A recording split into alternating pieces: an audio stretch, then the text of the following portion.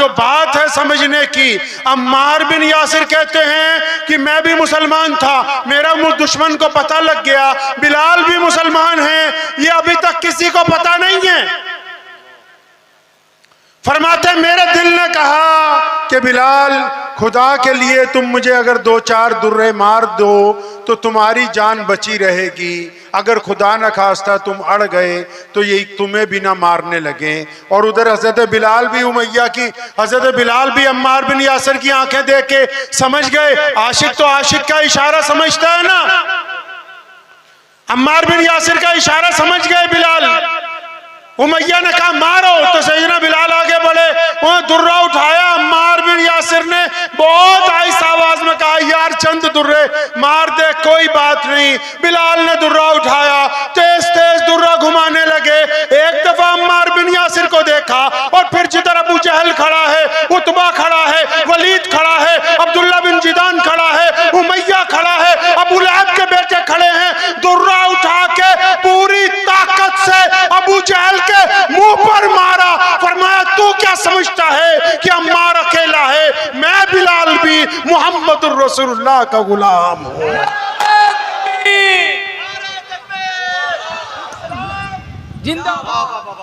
यानी बात समझ आई, यानी सैयदना बिलाल रज़ियल्लाहु ताला अन्हु ने 1450 साल पहले ये बात तय कर दी कि जो ईमान वाले होंगे वो अंदर से और बाहर से दोनों सूरतों में ईमान वाले होंगे। जो अंदर से अपने आप को ईमान वाला कहता है और बाहर से दोगलापन करता है, वो सब कुछ हो सकता है, मुहम्मदुर रसूलुल्लाह का गुलाम नहीं हो सकता है।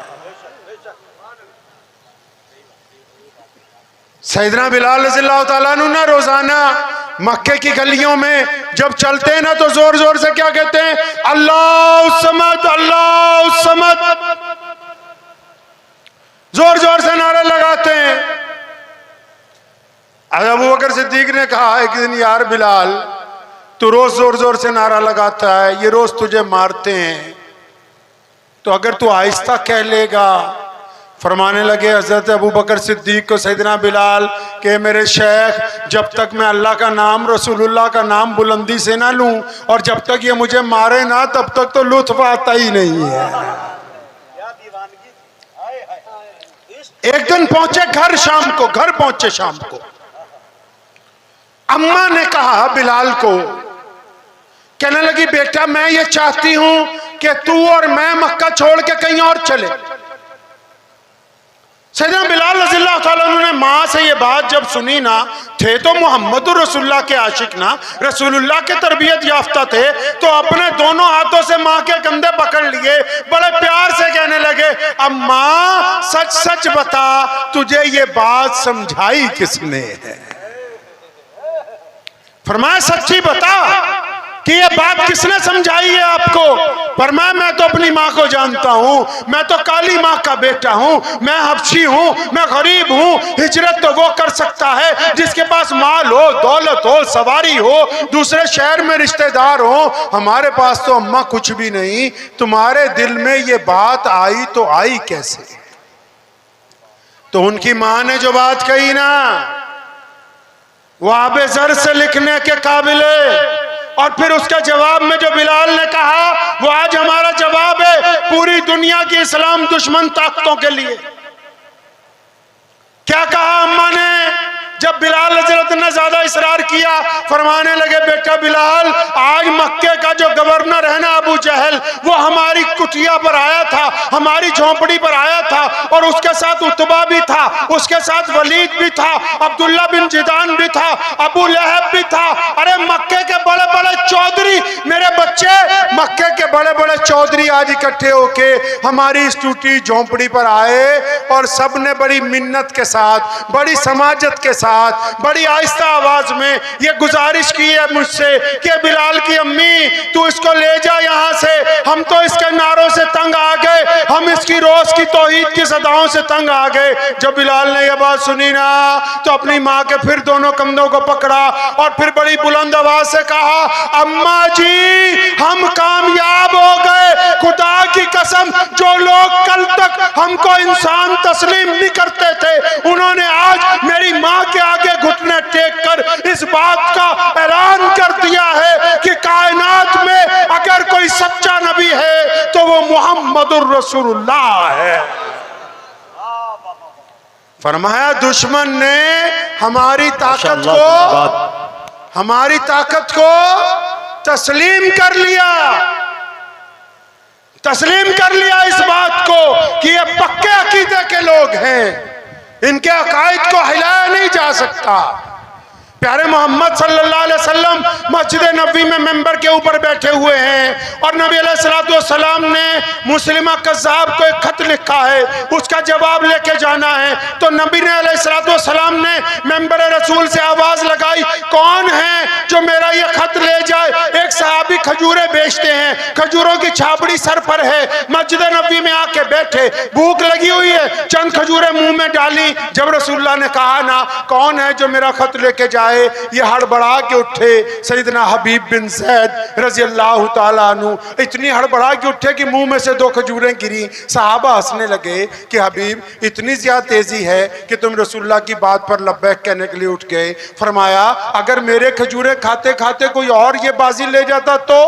अल्लाह, मैं चाहता हूं कि मैं अपने नबी का पैगाम लेकर जाऊं मुस्लिमा कज़्ज़ाब के दरबार में। और फरमाते हैं कि ये बिल्कुल गरीब सहाबी थे, पांव में जूती नहीं थी, कपड़े फटे हुए थे, लेकिन जब फरमाने रसूल हाथ में आया, जब घोड़े पर बैठे नेजा लेके इस तरह चले जैसे कोई सिपह सलार चलता है। और मुस्लिमा कज़्ज़ाब के जब उसके दरबार के अंदर पहुंचे, उसके कालीन में अपना नेजा गाड़ा और फिर अपना खत जब नबी अलैहिस्सलाम का पेश करने लगे तो उस मगरूर बादशाह ने, उस झूठे नबी ने एक बात कही। उसने कहा नौज़बिल्लाह मैं ये खत नहीं पकड़ूंगा, तुम लेके आए हो, तुम ही पढ़ के सुना दो। अब फिर देखो इन्होंने क्या किया, उस खत को खोला, उसमें लिखा था ये खत है अल्लाह के नबी मोहम्मद रसूलुल्लाह की तरफ से मुस्लिमा कज़्ज़ाब के नाम। अभी जब इतना ही पढ़ा बादशाह को गुस्सा आ गया। क्यों? कज़्ज़ाब तो बेईमान को कहते हैं, कज़्ज़ाब तो झूठे को कहते हैं। पूरे दरबार में उसकी बेइज्जती हो गई थी। उसने हजरत हबीब बिन ज़ैद से कहा अपने लफ्ज वापस लो। फरमाया ये मेरे लफ्ज नहीं हैं, ये रसूलुल्लाह के लफ्ज हैं। और रसूलुल्लाह जो कह देते हैं वो पत्थर पर लकीर है, क़यामत आ सकती है, फरमाने रसूल को तब्दील नहीं। अल्लाह अल्लाह, माशाअल्लाह माशाअल्लाह। फिर उसने कहा कि तुझे डर नहीं लगता कि दुश्मन के महल में खड़ा है, दुश्मन के दरबार में खड़ा है, डर नहीं लगता?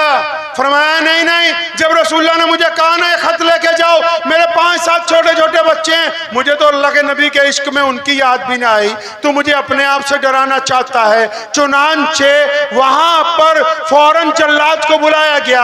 हबीब बिन ज़ैद का एक हाथ काटा। फिर मुस्लिमा कज़्ज़ाब ने पूछा अब डर लगता है? फरमाया तेरी गलत फहमी है। दूसरा हाथ काटा। फरमाया अब डर लगता है? फरमाया तुझे कुछ गलत फहमी हो गई। फिर दोनों हाथ कंधों से काटे, पूछा डर लगता है? फरमाया तुम्हें गलत फहमी है। फिर दोनों पांव की उंगलियां काटी, पैर काटे, घुटने काटे, जब बिल्कुल जमीन पर गिर गए, गर्दन पर छुरी रखी। फरमाया कज़्ज़ाब एक बात याद रख ले कि कायनात में जिस भी इंसान ने कलमा ला इलाहा इल्लल्लाह मुहम्मदुर रसूलुल्लाह पढ़ लिया हो, उसको अपनी मौत से डर नहीं लगता। नारे तकबीर, नारे तकबीर। शेर पंजाब हजरत मौलाना उस्मान साहब लुधियानवी, वाह वाह वाह, जिंदाबाद। अल्लाह के प्यारे नबी हजरत मोहम्मद रसूलुल्लाह सल्लल्लाहु ताला अलैहि वसल्लम